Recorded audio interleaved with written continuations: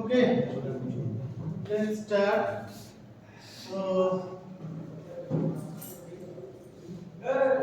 What you have discussed in the last class?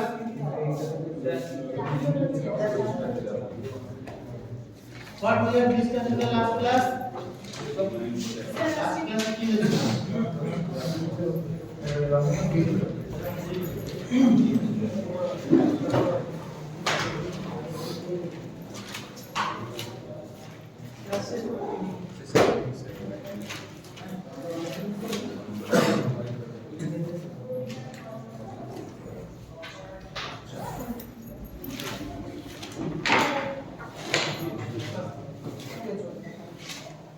This part is completed now. And numerical problems we have discussed. That is the bearing capacity of pile in granular soil. This part in cohesive soil, is this completed or not? Before your CA2 exam or your semester exam, I think. Is this completed or not? Okay.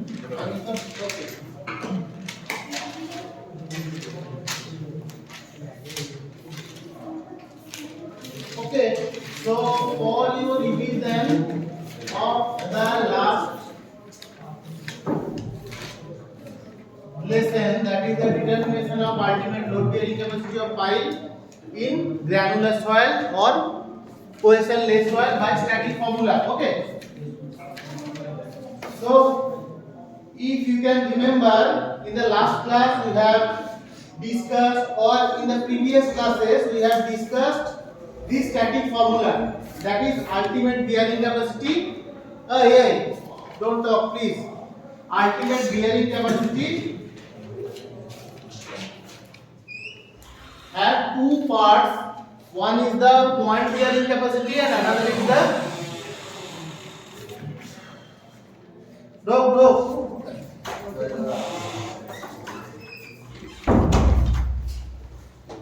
One is the point bearing capacity, that is QB, and one is the frictional bearing capacity, that is the QF.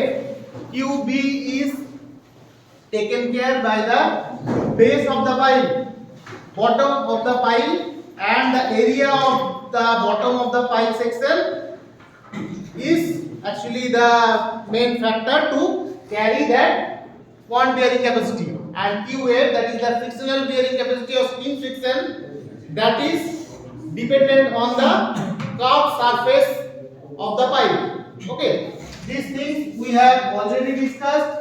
For your revision, I am just discussing this. This is the allowable load bearing capacity and the ultimate bearing capacity divided by factor of safety. That is the allowable bearing capacity. After that, we have discussed the ultimate bearing capacity of pile in cohesion-less soil or granular soil by that same formula. Here, this is the QF or the skin friction bearing capacity taken by skin friction, QF, capital QF. And this QB, small QB, is the point bearing capacity of pile. Okay, and finally total ultimate bearing capacity is this one. And by this formula we have solved some numerical problems also in the class. No? Okay. So if you can remember, what is Q?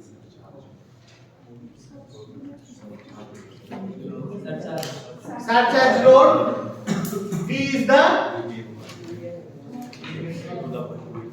what? Width. But in this case of pile, this is not width. This is actually the diameter of the pile. Okay, same, because generally the pile sections are of circular section. Okay, so B is the diameter of pile. Gamma is the unit weight of the soil. NQ and N gamma is the bearing capacity factor. AB is the bottom area of the pile. That is the point, last point of the pile. That bottom circular section, area of that circular section. AS is the surface area. If the circular section is there, then surface area is A is equals to surface area is 2 pi r, that is the perimeter or perimeter of the circle multiplied by length of the pipe, 2 pi r h, that is AS. Q is again surcharge load, K is the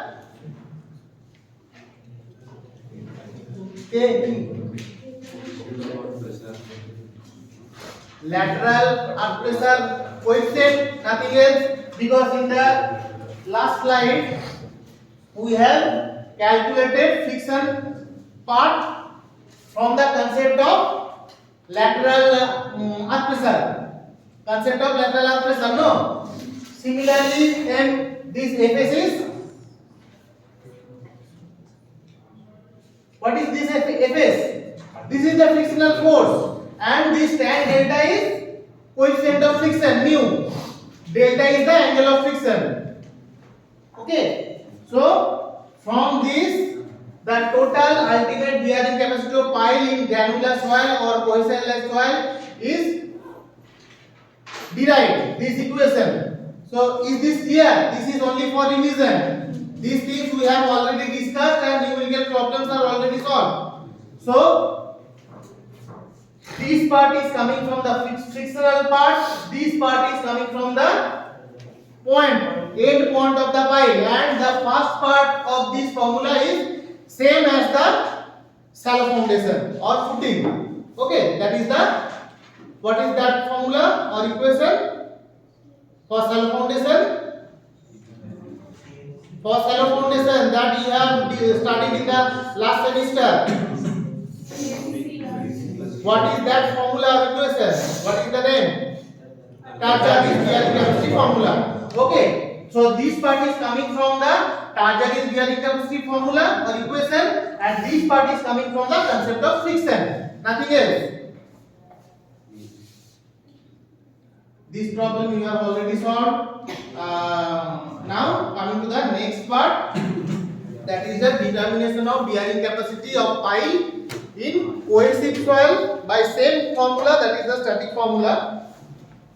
But in the cohesive soil, the concept is little bit different. That is, here as the cohesive soil is there, that's why the frictional part, this is the friction capacity of pile. Okay, this UF or Fs is the unit frictional capacity, and this is the ultimate frictional capacity of pile. Okay, capital Q. Okay, so Fs as cohesive, the concept is that in the cohesionless soil, the attraction between the particles of cohesionless soil or granular soil is lesser than the attraction force between the pile surface and the soil particles. Why? Because from the concept of shear strength of soil, what are the shear strength parameters of soil? C and phi. What is C? Cohesion, and what is phi? Angle of internal friction. Now in case of cohesionless soil or granular soil, if the soil is purely granular or purely cohesionless soil, then C is equal to 0, and there will be a high value of phi. C is equal to 0 means cohesion is 0. What is cohesion? What is the physical concept of cohesion? Cohesion means, yes, correct, that is the force acting in between the particles of the soil, that is the cohesion. So if the cohesion is 0 or if the cohesion is very much less value, then the attraction force between the particles of granular soil or cohesionless soil is very much less. A less amount of force is acting between the particles of granular soil. That's why in that case, in the previous case, we have derived the frictional capacity of pile by the concept of friction only. But in case of cohesive soil, there will be a high value of C and a low value of phi, or maybe a a zero value of phi. If the soil is purely cohesive, then the phi value will be 0 and there will be a high value of C, that is the cohesive force between the particles of soil, cohesive soils, isn't it? Okay, so in that case, if the particles, if the cohesive force in between the particles are very much high, that means there will be a adhesive force between the soil particles and the surface of the pile. What is adhesive force? Adhesive force is nothing but the force which actually acts between the glue and the paper. Simple. Glue, adhesive. No, that is the adhesive force. That means the definition of adhesive force that you have studied in physics in the school level. That is the force acting between two different kinds of material or two different kinds of particles. Cohesive force is force acting between similar kind of particles. Those are cohesive force. And if the particles or planes or surfaces are different, then the force acting between those two particles or those two surfaces, that is adhesive force.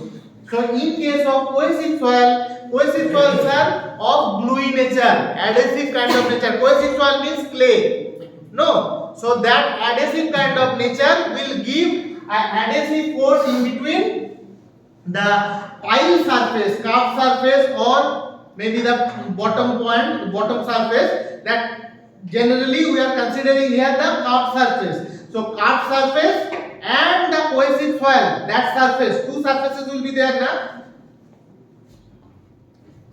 If we consider a circular section of pile,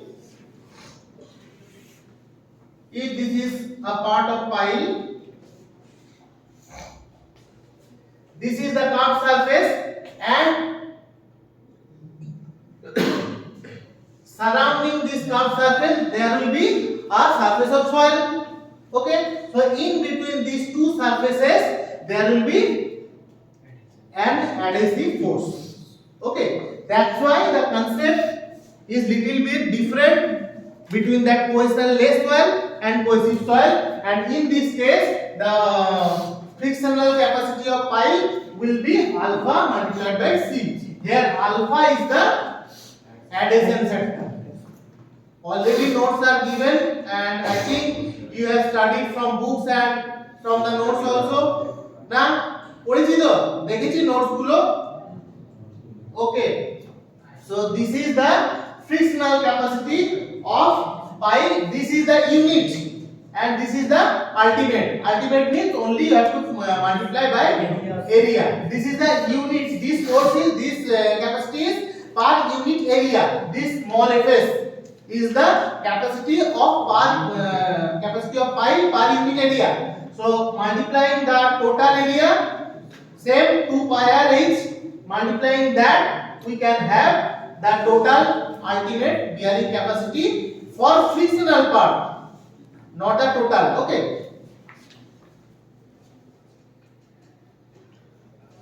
And this is the point bearing capacity. First part actually. That was the second part. This is the first part of the equation. And here again same target is bearing capacity theorem and equation. Same concept we have to apply. CNC plus QNQ plus half V gamma N gamma. I think I don't have to point out the different notations. Is this required to discuss the notations? I think I have already repeated several times what are the C, Q, B, NQ, NC, N gamma, gamma. All these things I have repeated several times. So in that cohesive soil, we are considering here purely cohesive soil or pure clay. That's why phi is 0 degree. Okay. In that case, if phi is 0 degree, NQ, N gamma will be eliminated because for the phi equals to 0 degree, if you take the table of Tarjagi bearing capacity coefficients or factors, you can have NQ and N gamma will be 0 if phi is equals to 0. So only C and C part, first part of this equation will be there in the final equation. So finally, for cohesive soil, QB or the point bearing capacity is equals to CNC multiplied by area of the bottom section. That is the circular section generally. That is pi r square. If r is the radius of the circular section, then pi r square is AB. So finally, ultimate bearing capacity is CNC AB plus alpha C S. Alpha is the adhesive factor, C is the cohesion, unit cohesion, and A is the area of the curved surface. Now, one thing you should remember that here we are considering purely cohesive soil or pure clay. That's why we are considering phi is equals to 0. But if phi is not, the soil is not purely cohesive or pure clay, in that case, obviously phi will have some value.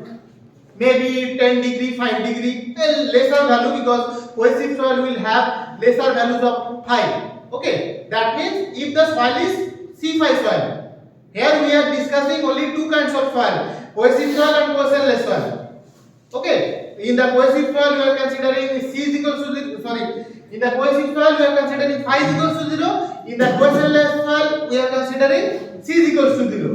But there are different kinds of soil where C value and phi value is there. That means C5 kind of soil. Those soils are called C5 soil. Okay. So in cases of C5 soils, obviously this part or this part will not be eliminated. There will be some values of all the total equations of Tarjagi theorem. Okay. So in that case, we have to consider the full equation, take the NC, NQ, N gamma values from the table of Tarjagi bearing capacity factors, from the values of phi. These values are only dependent on phi value. Okay, so these values we have to take from the table of Tarjagi bearing capacity factor or the graphs in the IS code. Okay, so from that the full equation we have to consider in the final ultimate bearing capacity. Is that clear?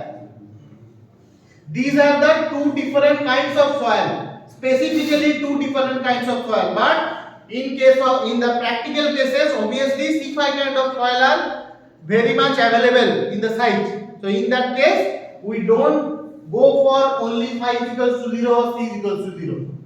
Okay. Okay.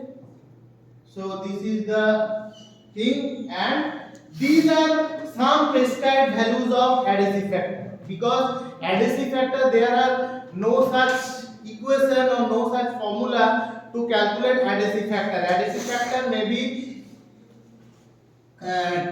taken from the Odal provision. Okay, so this is one kind of that kind of provision of alpha value. That is the adhesive factor. Okay, I think in the numerical problems in your semester exam, these adhesive factors should be given.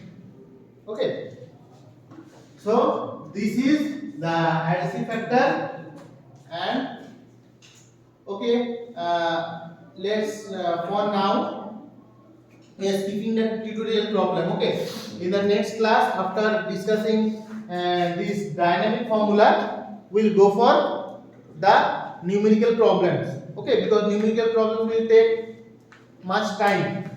So let's start or go for the next topic, that is the dynamic formula. These are all those things we have already discussed, those are part of static formula. Okay, because what is the significance of static or dynamic formula? That is, static formula is totally dependent on the characteristics of the pile and characteristics of the soil and the interaction between the soil and pile. In that case, we are not considering any movement or any vibration on the soil. Okay, but what is the significance of dynamic formula? Dynamic formula all the formulas or equations what we are going to discuss, all are the empirical formulas. What is the meaning of empirical formula?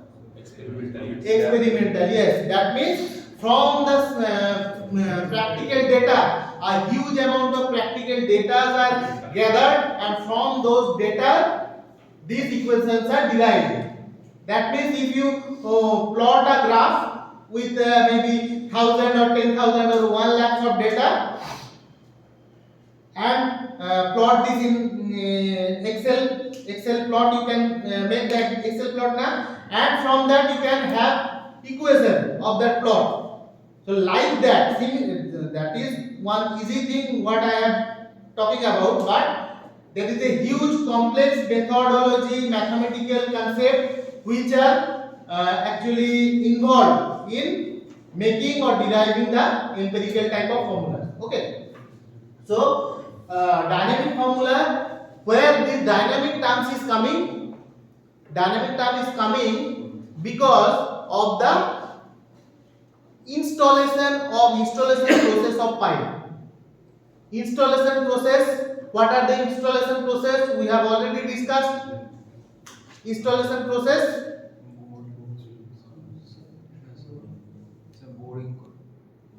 Yes, that is the bored pipe. Boring kind of pipe we have already discussed. That is the boring mechanism, and another one hammering. No, hammering mechanism. So actually, boring pile or the boring piles, the static formulas are well applicable, I should say.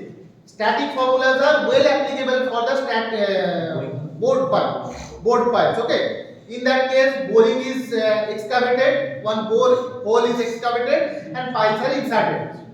And hammering techniques, for the hammering techniques, these dynamic formulas are well applicable. Because in case of hammering, what will happen? A vibration is generated. A pile is placed on the ground and hammering is done. A large hammer is falling, maybe freely, maybe mechanically, on the top of the pile, and due to that falling, the pile is inserted, a part of pile will be inserted into the soil, and another occurrence is the vibration in the pile due to the falling of that hammer. So that vibration, due to that vibration, we are considering the dynamic phenomenon in the pipe, and that's why for that hammering thing, these dynamic formulas are empirically derived. Okay, so let's see what are the dynamic formulas. Empirical formulas are developed on the basis of hammering. I have already told you, and these two formulas are there. One is the engineering use formula, another is the modified Hillis formula. These two formulas are there to derive the ultimate bearing capacity or allowable bearing capacity of pile on the basis of dynamic formula. Okay.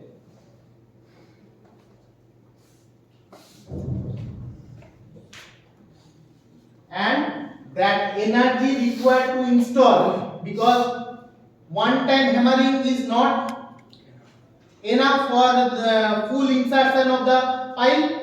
Obviously, repeated hammering will be done, or repeated hammering is required to full insertion of the pile. To insert the pile fully into the soil, obviously repeated hammering is required. No. So how much number of blows? Those single hammering means single blow. Okay. So how much blows are required? That is, the total amount of energy is required to insert the pile into the soil. So that total energy, that is interdependent on the bearing capacity of pile. Okay. So coming to the engineering use formula, obviously I have already told you these are the empirical kind of formula, so there is no derivation. Mathematical derivation is not there. All these formulas are derived by the practical data, huge amounts of practical data. So this is the equation. Engineering use formula is the formula to measure to determine the allowable bearing capacity, not the ultimate bearing capacity. Allowable bearing capacity means ultimate bearing capacity divided by factor of safety. And in case of pile, we generally consider 2.5 as factor of safety. No. So this engineering use formula is for allowable bearing capacity, and this is equals to WH divided by F S plus C. Here this F is the factor of safety, and if we are not putting this F, then this will be ultimate bearing capacity. But engineering use formula tells us this is the complete formula. We cannot avoid this F in the engineering use formula. Okay, so allowable bearing capacity in kg and kilonewton. These kind of empirical formulas, the unit is very much important, because here in this case kg or kilonewton, any unit we can use, but in several empirical formulas the unit are fixed.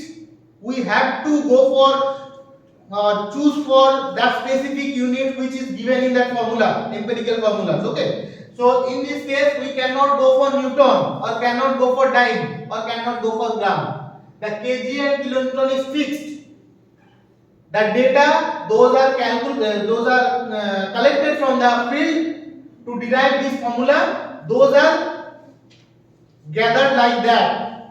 That finally allowable bearing capacity will be calculated in the unit of kg or kilonewton. Okay, so please be careful with the units of bearing capacity in case of empirical formulas or dynamic formulas. Okay, W is the weight of hammer in kg or kilonewton. That means if we are considering the weight of hammer in kg, then allowable load bearing capacity will be in kg. And if we are considering the weight of the hammer in kilonewton, then allowable bearing capacity will be in kilonewton. Is this clear now? Which unit is considered for weight of the hammer? The same unit will have to be given in the allowable load bearing capacity of pile. But that will be either kg or in kilonewton. H is the height of free fall of the hammer in centimeter. Not in meter, not in millimeter. We will have to modify the value of free fall height in centimeter only. If in the numerical problem it is given that 1 meter of free fall of the hammer, 1 meter height for the free fall of the hammer, we cannot take 1. We have to modify that 1 meter into 100 centimeter and put it in place of H. Is that clear? Unit is very much important in case of this kind of empirical formulas. That unit is given, you have to mandatorily use that unit which is given in the formula. Okay. This is a factor of safety, and generally this is taken at 6. But if in the problem factor of safety is given maybe other values than 6, then we have to use that. Okay. S is the average penetration of pile in last n numbers of blows in centimeters. What is the meaning of this thing? Obviously the unit is in centimeter, but average penetration of pile in last n numbers of blow. That means last n numbers of blow means if maybe 50 blow is required to insert full insertion of the pile into the soil. 50. I am considering one example, 50. Then if we consider that last 10 blows we are considering for this S, then 10 blows, for the 10 blows, if one maybe 3 meter of pile is inserted into the soil, then this S is 3 divided by 10. That means for last 10 blows, 3 meter of pile is penetrated into the soil.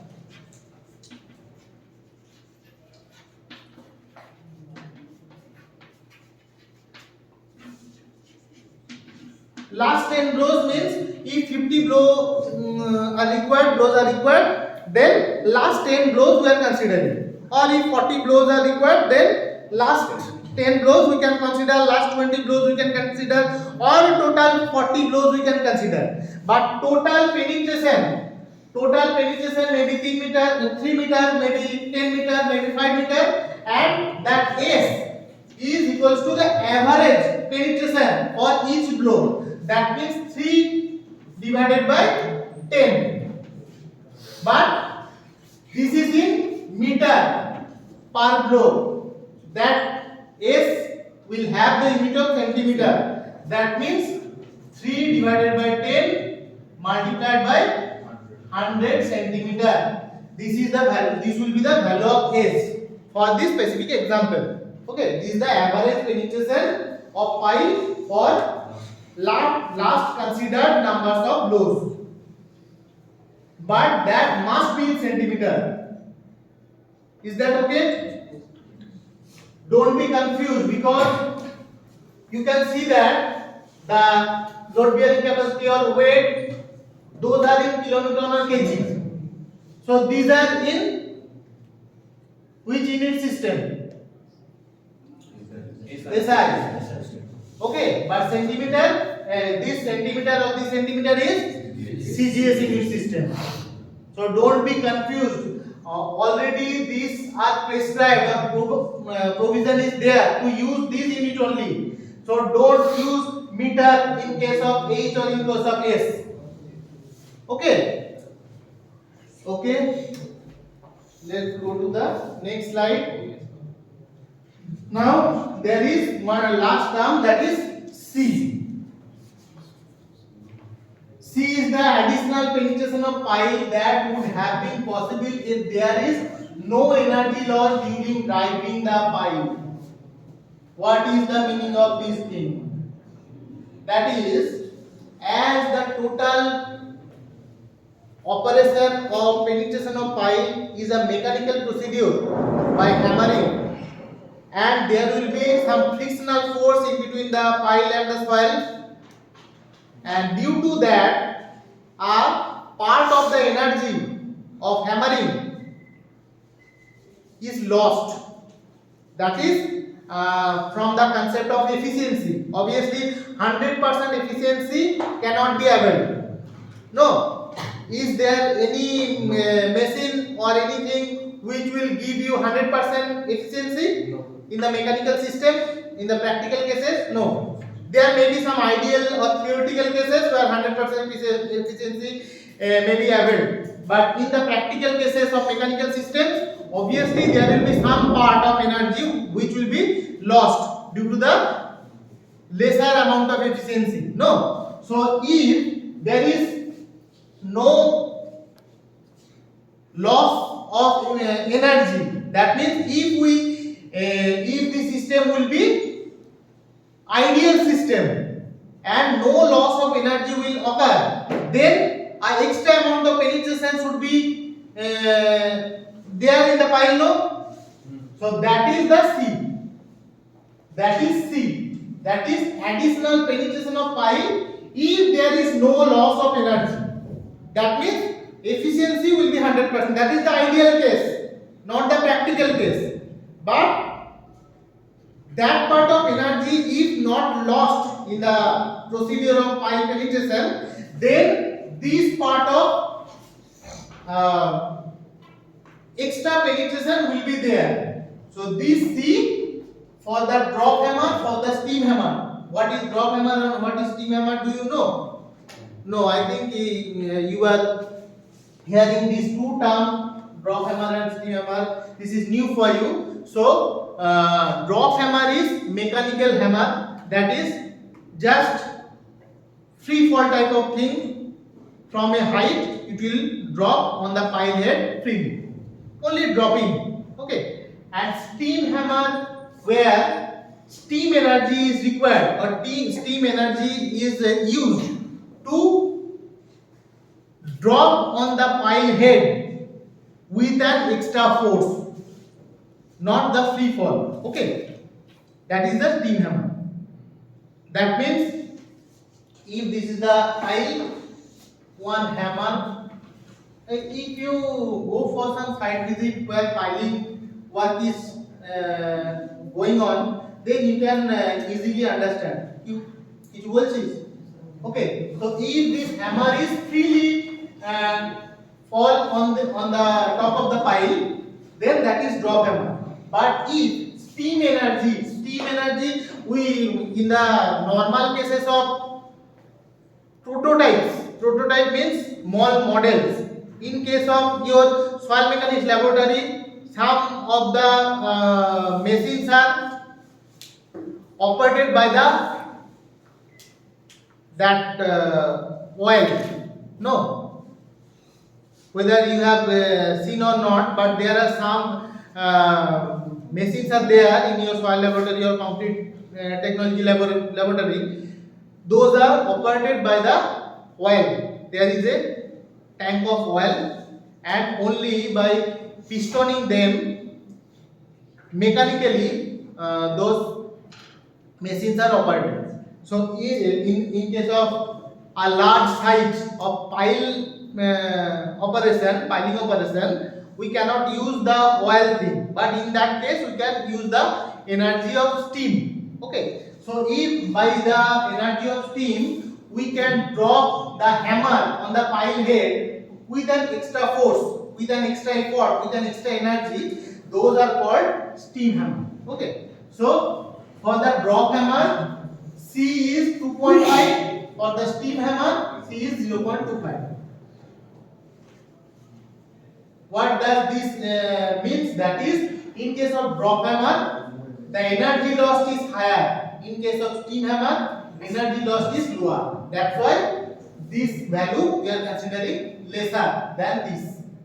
Okay, so all of these things are obviously empirical. Only there are some physical concept. Only the concept is there. We cannot derive from where the value of C is coming 2.5 or 0.25. I cannot derive that thing. Okay, so these are empirical values. Those are given or those are prescribed with the that engineering use formula. So finally, these three are the final formula for the engineering use formula. Okay, so I have just put the values of F and values of C. Okay, for drop hammer 2.5, factor of safety 6. For single acting hammer, this value of 0.25 of C and factor of safety is 6. And there is these two are the kinds of steam hammer. Okay, single acting hammer and double acting hammer. Now, what is single acting hammer and what is double acting hammer? Single acting hammer is falling on the top of the pile and that will stop. Okay, and double acting hammer is just drop on the top of the pile, head of the pile, and go back, dropping, and again fall on the top of the hammer. That is the double acting hammer. And these two kind of single acting hammer and double acting hammer, for this obviously extra energy is required. That is not free fall type of hammer or free fall type of mechanism. And for that, steam energy is required or steam energy is used to that mechanism of falling. That may be single acting or that may be double acting. Okay, but for double acting hammer, there will be a separate kind of formula where this H, what is H? Height of free fall. Height of free fall is considered, or height of free fall is replaced by another two terms, that is small a and small p, where small a is the effective area of the piston. Just I have told you in the oil kind of thing, what are used in, which are used in the soil mechanics laboratory or concrete technology laboratory. There is one piston. Okay, that is valve type of thing, and the volume of oil or volume of steam, in this case volume of steam.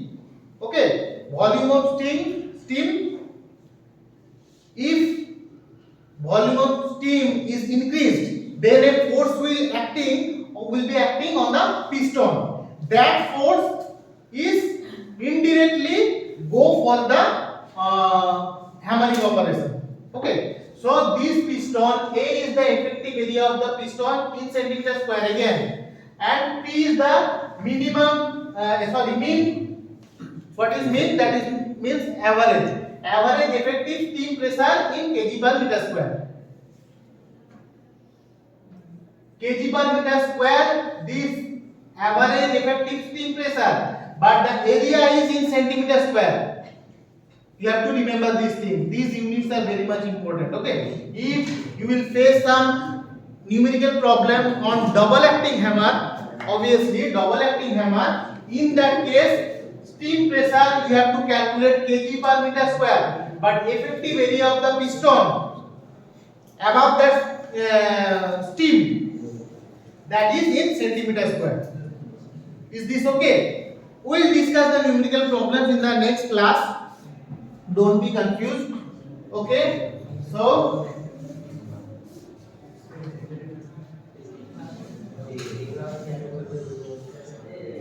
let's complete this thing. Last thing, that is the modified Hillis formula. Modified Hillis formula. The equation of formula is for ultimate bearing capacity, not the allowable bearing capacity. Okay. Ultimate bearing capacity. For this, don't talk please. For this, directly the efficiency of the hammer is coming into the picture. This eta, this is called eta, no? This eta is the efficiency of the hammer, and other things you can see. This is the ultimate bearing capacity. W is the weight of the hammer. Same. Back to the engineering use formula. Same in kilonewton or kg. Height of the free fall of the hammer in centimeter, same as the engineering use formula. Again, S is the average penetration of pile in the last n numbers of blow in centimeter.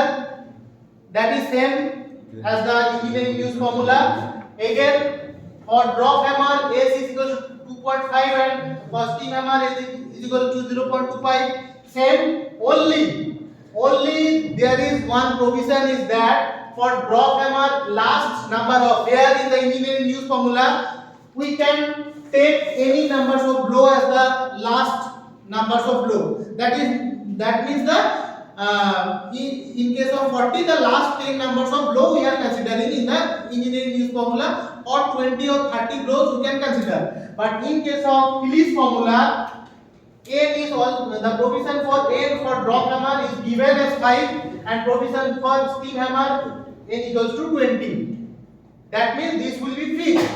5 numbers of blow will be considered for drop hammer, and 20 numbers of blow will be considered for the steam hammer. This is the last numbers of blows.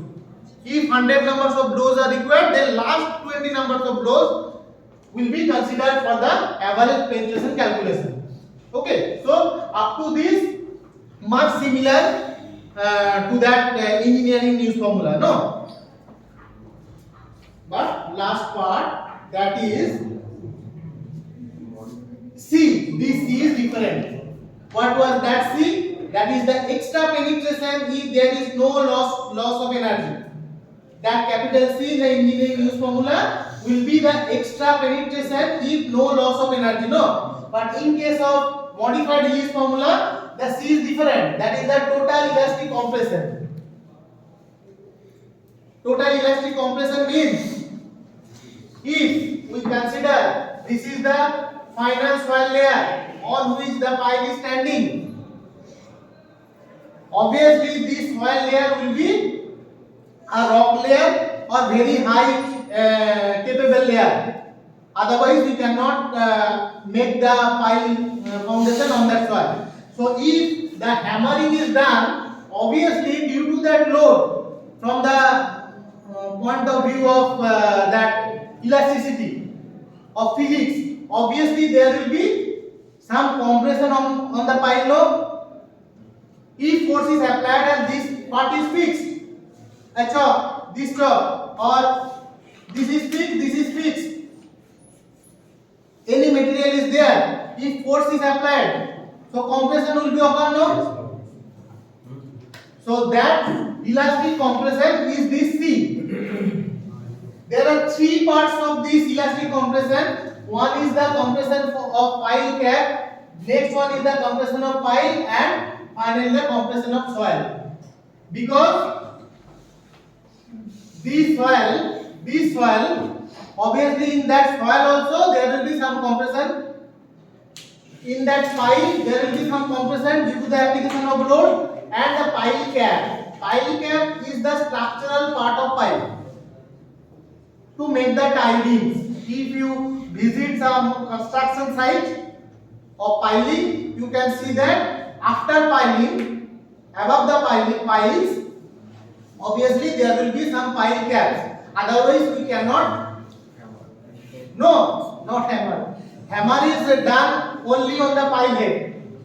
But to make the tie beams, after tie beams, the flooring and all those things are constructed. So if pile caps are not constructed there on the pile head, tie beams cannot be constructed. Okay. So pile is the integrated part of pile, not the separate part. Okay.